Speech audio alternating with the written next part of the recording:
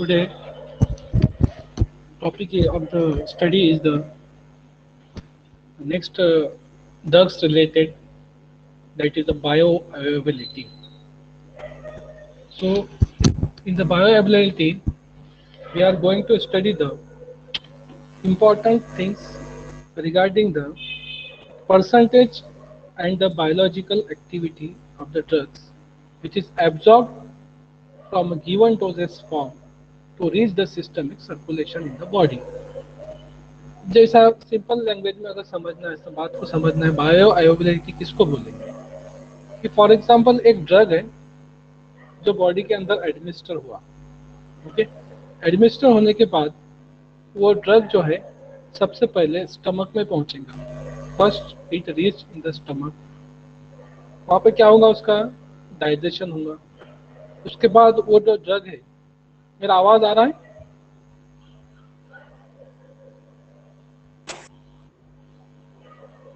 Hello,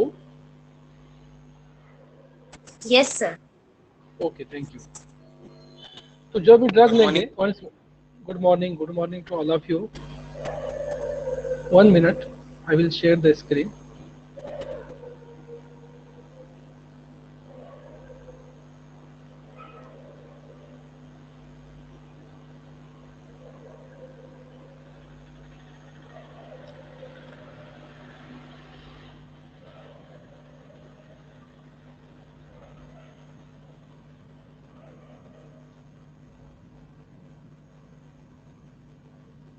These points we have covered in earlier lecture. Receptor interactions we have covered in the earlier lectures. Drug potency we have covered in the last lecture. The next point is bioavailability.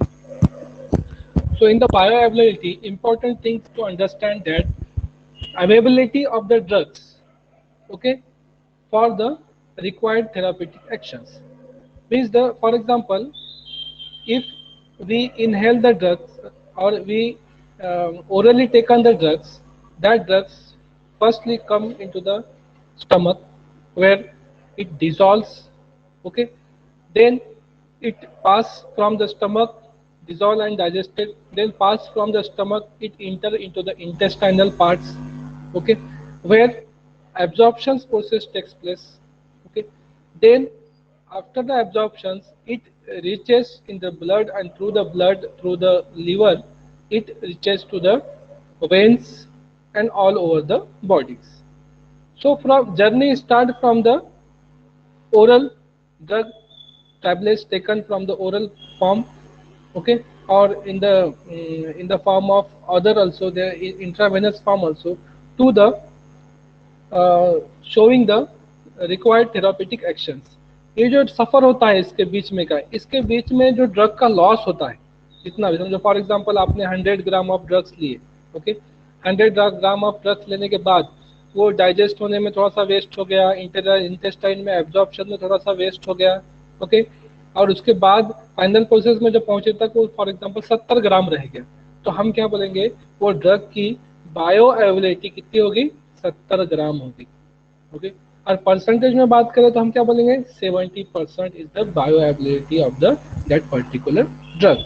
तो bio availability जितनी ज्यादा रहेंगी उतना ही ज्यादा क्या रहेगा, वो drug जो है इफेक्टिव माना जाएगा, ओके।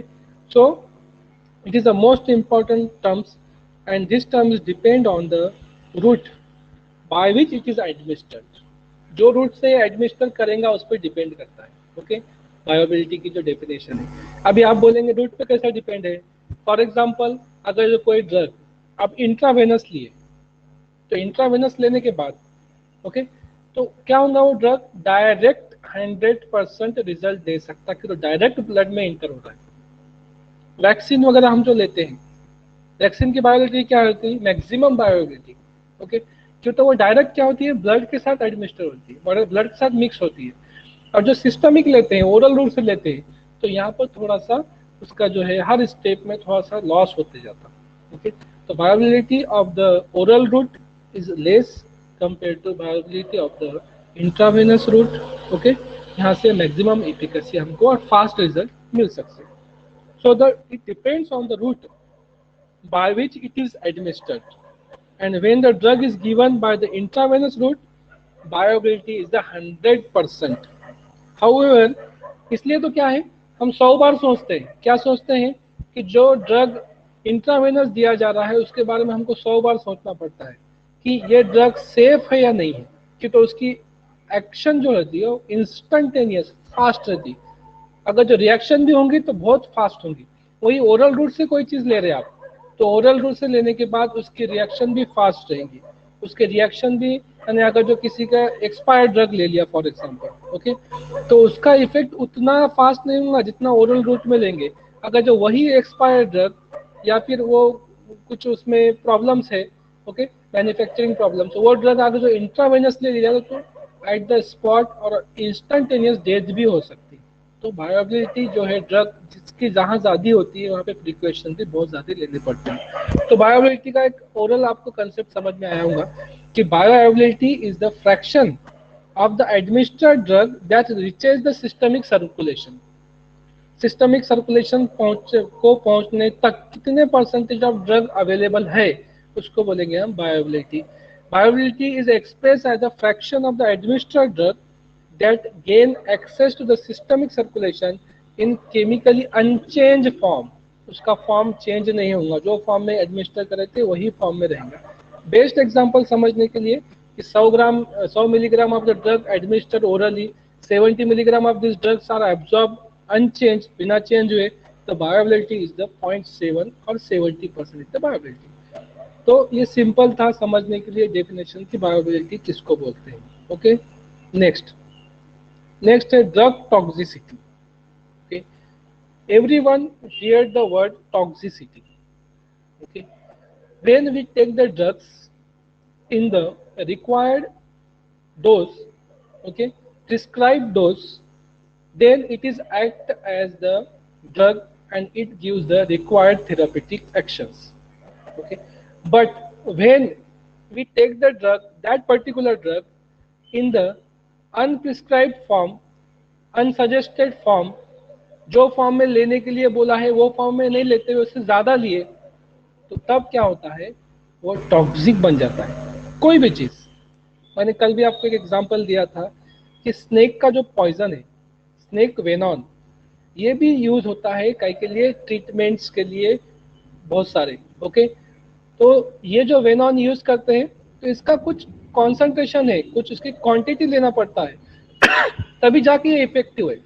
तो लिमिटेड क्वांटिटी में अगर जो प्रिस्क्राइब फॉर्म में, जो उसका फॉर्म प्रिस्क्राइब किया गया है, डिसाइडेड किया गया है अकॉर्डिंग टू WHO, ओके, तो वो फॉर्म में अगर जो ट्रायल बेसिस पे जो डिसाइड हुआ है वो फॉर्म में अगर जो वो ड्रग को उतने टाइम लेते हैं तो वो एक्ट एज अ ड्रग होता है।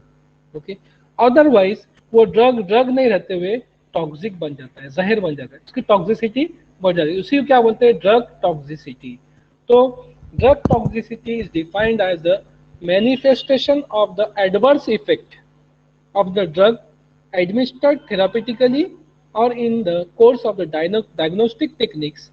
It does not include the accidental or intentional poisoning। यानी इंटेंशनल पॉइजनिंग, जानबूझ के जहर खा लेना ड्रग टॉक्सिसिटी में नहीं आता। ओके, एक्सीडेंट से कभी गलती से हो जाना ये ड्रग टॉक्सिसिटी में नहीं आता। तो ड्रग टॉक्सिसिटी में क्या आता है कि हमको पता होते हुए चीज का कुछ नुकसान हो रहा है तो उसको बोलते हैं drug toxicity. Okay, it may be result when, कब आ सकता, the dose is too high. Okay, dose ज्यादा हो गया, कभी गलती से बाय मिस्टेक हो जाता है। हॉस्पिटल्स में भी ऐसा होता है कि जो सिस्टर वगैरह होते हैं वो उनको उतना नॉलेज नहीं रहा कोई चीज का, या फिर गलती से, तो कभी कभी क्या हो जाता है, डोज हाई हो जाता है, या डॉक्टर को भी कभी पता नहीं चला कि ये पेशेंट को इतना डोज बर्दाश्त होता है या नहीं होता है। फॉर एग्जांपल डायबिटीज की बात है, या फिर ओके ब्लड प्रेशर की बात है, वो हार्ट पेशेंट की बात है, ओके, या फिर सेंट्रल नर्वस सिस्टम का जो कुछ डिसीज का ट्रीटमेंट चल रहा होगा, तो ऐसे केस में डॉक्टर को अगर जो अंदाजा नहीं है तो उस टाइम में गलती से अंदाजा नहीं होने की वजह से उसने अगर जो हाई डोज दे दिया, ओके, तो इससे क्या होता है, ड्रग टॉक्सिसिटी के चांसेस होते हैं। द लिवर और kidney are unable to remove the drug from the blood stream. कभी कभी क्या होता है, किडनी हमारी प्रॉपरली वर्क नहीं करती। किडनी का काम क्या है, फिल्ट्रेशन का काम है। किडनी अगर जो ब्लड के अंदर जो अन यूज्ड मटेरियल है उसको क्या करती है, या फिर यूज्ड रॉ मटेरियल है वेस्ट प्रोडक्ट है, इसका फिल्ट्रेशन का काम करती है। लेकिन कभी कभी लीवर और किडनी ने ये चीज़ों को रिमूव नहीं किया, तो वो ड्रग वापस से सर्कुलेशन में सर्कुलेट करेगा इससे, और उसके बाद भी आपने नेक्स्ट डोज ले लिए, तो पुराना ऑलरेडी है, नया ले लिए, तो ऐसे केसेस में भी क्या हो सकता है, ड्रग टॉक्सिसिटी हो सकती है। तो ड्रग टॉक्सिसिटी इंटेंशनल नहीं हो सकती, ओके, और एक्सीडेंटल नहीं हो सकता। एक्सीडेंटल हुआ, इंटेंशनल हुआ, तो ये अलग चीज में आ जाता है, okay. Drug toxicity only dose high होने की वजह से और किडनी का फंक्शन प्रॉपरली नहीं होने की वजह से। Toxicity refers to adverse effect of the drug in the body, and it can be by the overdose and the prolonged use, continuously use करना या फिर overdose, okay। prolonged use यानी फॉर एग्जांपल अभी देखिए डायबिटीज के patient, early stage में diabetes हो गई, okay, at the age of the 20-30 patients suffer from the diabetes, then what happen, he or she has to be take the drugs for overall times until the death, okay। so continuously time लेने की वजह से, continuously उसको लेने की वजह से drug toxicity के चांसेस हो सकते हैं। प्रोलॉन्ग यूज में भी हो सकता है drug toxicity. The adverse drug reactions और adverse drug event is also defined as a drug toxicity. ये चीजें उसके अंदर ड्रग टॉक्सिसिटी में आती है, ओके। अब इसमें ड्रग टॉक्सिसिटी में क्या हो सकता है chances, this may be range from mild skin rash, skin पे रैश भी आ सकते हैं, to more spurious complications, okay, like blood का भी कुछ प्रॉब्लम हो सकता है, लीवर डैमेज भी हो सकता है, ओके। जो बहुत सारे पेशेंट को डॉक्टर भी बोलता है कि, जैसा कि मैंने सुना है कि paracetamol drug, okay, paracetamol drug 500 milligram में भी अवेलेबल है, 1000 में भी अवेलेबल है, ओके, 500, 1000। अगर जो हमने 500 में लिया है तो जनरली सब लोग 500 में लेते हैं, बच्चा होगा तो शायद 350 या फिर 250 का डोज आता है चाइल्ड के लिए, बच्चों के लिए। पेडियाट्रिक जो पेडियाट्रिशियन होते हैं वो 250 का डोज देते हैं बच्चों के लिए। एल्डर है, ओके, अब वो 18 है तो उनके लिए जनरली 500 का देते हैं। और जिसको बहुत ज़्यादा बुखार है, ओके, 100 के ऊपर चला गया, तो ऐसे टाइम में उसको फिर 1000 का भी डोज दिया जाता है। जनरली कोविड केसेस में 1000 का डोज दिया जाता है, टेम्परेचर बहुत ज़्यादा होने की वजह से। लेकिन प्रॉब्लम क्या हो जाता है कि कंटिन्यूसली अगर जो लेते गया तो उसका लीवर भी डैमेज हो सकता है, ओके। तो ये जो ड्रग्स है, कुछ ड्रग्स जो है लीवर को डैमेज करते हैं। Please mute your mic, I think one of the students, hello, okay, thank you.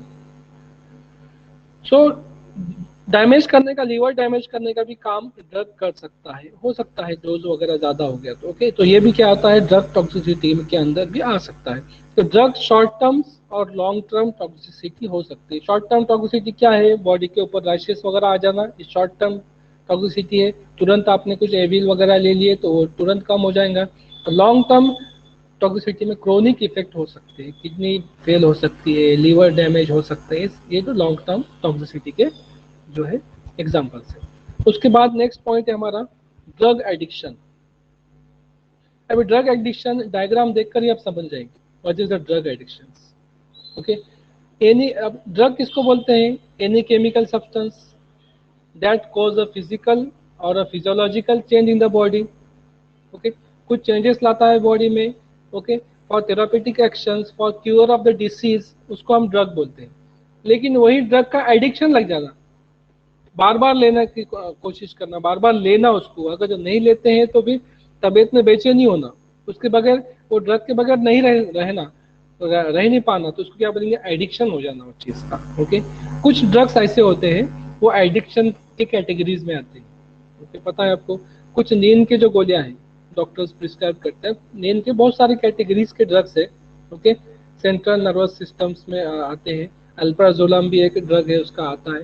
तो ये जो ड्रग है, ये ड्रग कंटिन्यूसली लेने के बाद डॉक्टर खुद ही बोलता है कि कौन से ड्रग जो है एडिक्शन हो सकता है, आदमी हैबिचुअल हो सकता है उसका, कौन से ड्रग का नहीं हो सकता।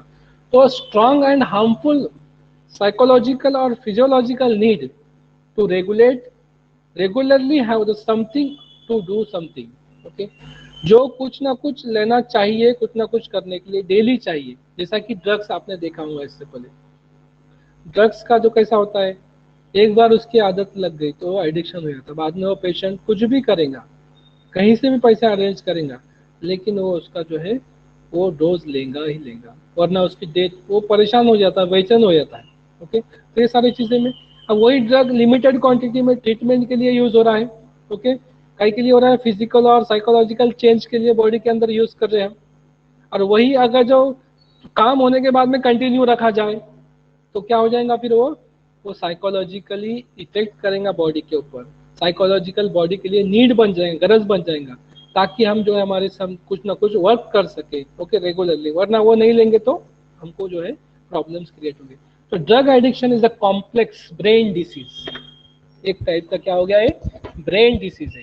It is characterize by compulsive at a time uncontrollable drug driving, okay, seeking of the drugs and the use that persist even in the face of the extremely negative consequences। कितने भी बुरे हालत में रहा, निगेटिव कॉन्सिक्वेंस, उतने भी परेशानी में रहा, तब भी वो ड्रग को नहीं छोड़ेंगे। दैट इज ड्रग एडिक्शन के कैटेगरी में आता है। डॉक्टर ने बोला है आप ले नहीं सकते, लेंगे तो आपकी डेथ हो सकती, ये मालूम है उसको, यानी क्या है, एक्सट्रीमली निगेटिव कॉन्सिक्वेंसेस है, तब भी वो लेगा उसको, तो ये चीज को क्या बोलेंगे, ड्रग एडिक्शन बोलेंगे, उसके बगैर रहा नहीं जाएगा। ओके, तो drug seeking become the compulsive in the large part as a result of the effect of the prolonged drug use on the brain functions and thus on the behavior। मैंने एक patient देखा है जो, उसको नहीं पता, मैं उसको बताया भी था कि मतलब आप गोली दवा ऐसा लेते मत जाओ, तो वो एडिक्टिव हो गए। वो पैरासीटामोल ड्रग डेली लेते हैं, डॉक्टर ने नहीं बोला है उनको, लेकिन वो डेली सुबह 500 मिलीग्राम की टैबलेट लेते हैं, शाम में भी 500 मिलीग्राम की टैबलेट। और मैं उनको 3 साल से देख रहा हूँ क्रोसिन लेते रहते हो। अभी कैसा हो गया, वो छोड़ेंगे उसको तो उनको बेचैनी फील, उनकी तो वो एनाल्जेसिक बोल के काम करती है, एंटीपायरेटिक बोल के काम करती है, उनको थोड़ा सा रिलीफ लगता होगा साइकोलॉजिकली। अभी वो छोड़ेंगे नहीं उसको, डॉक्टर ने प्रिस्क्राइब नहीं किया, फिर भी डेली लेते हैं। ओके, अभी एक ड्रग आती थी इसकी कफ के लिए भी आती थी, क्रोसिन टाइप की, सॉरी कोरेक्स नाम की ड्रग आती थी। वो ड्रग का भी लोग, बहुत सारे लोग, उसका एडिक्शन हो गया था, बहुत सारे लोग उसको नशा करने के लिए भी यूज करते थे। ओके, ऐसे बहुत सारे लोग नींद की गोलियां आदत लग गई जानबूझ के लेते हैं। ओके, तो ट्रीटमेंट के लिए तो यूज होता है। ओके, साइकोलॉजिकल चेंज के लिए बॉडी में यूज होता है, लेकिन प्रोलॉन्ग यूज करने के लिए साइकोलॉजिकली बॉडी को उसकी हैबिट हो जाती है, और हैबिट होने के बाद फिर वो अनकंट्रोलेबल, हमको जो है बॉडी में क्या होता है उसके बारे में डिमांड क्रिएट करना, seeking of the particular drug. Okay, drug craving use the persist even in the face of the extremely negative consequences से, उस वजह से हम जो है ड्रग एडिक्शन का जो क्या हो जाएगा, वो शिकार हो गया, हम ये उस बात को बोल सकते हैं। ओके, अब सर्टन ड्रग्स है जो फॉर एग्जांपल एडिक्शन की कैटेगरी में जनरली आते हैं, जैसा कि मॉर्फिन रिलेटेड कंपाउंड्स, मॉर्फिन का नाम सुने होंगे आपने, morphine, cocaine, morphine, certain barbiturate, ये सब बार्बिट्यूरेट कैटेगरी के drugs are known as the addiction drugs. Morphine use होता है, मॉर्फिन ड्रग बोल के यूज होता है, पेन में यूज होता है, ऑपरेशंस में यूज करते हैं, मिलिट्री केसेस में उसको यूज होता है, गन बुलेट वगैरह लगी तब मॉर्फिन का इंजेक्शन वगैरह देते हैं दर्द कम करने के लिए, लेकिन ये चीजें एडिक्शन बोलकर भी यूज होती है। ओके, तो इस तरह से ड्रग एडिक्शन का जो है इफेक्ट बॉडी के ऊपर बहुत ज़्यादा होता है। उसके बाद कैटेगरीज ऑफ द ड्रग्स है, एक है स्पूरियस ड्रग्स और दूसरा है मिस ब्रांडेड ड्रग्स। तो ये जो रिमेनिंग पार्ट है we will discuss in the next lecture. Okay, अभी जितना बताया मैंने उतना समझ में आया आपके?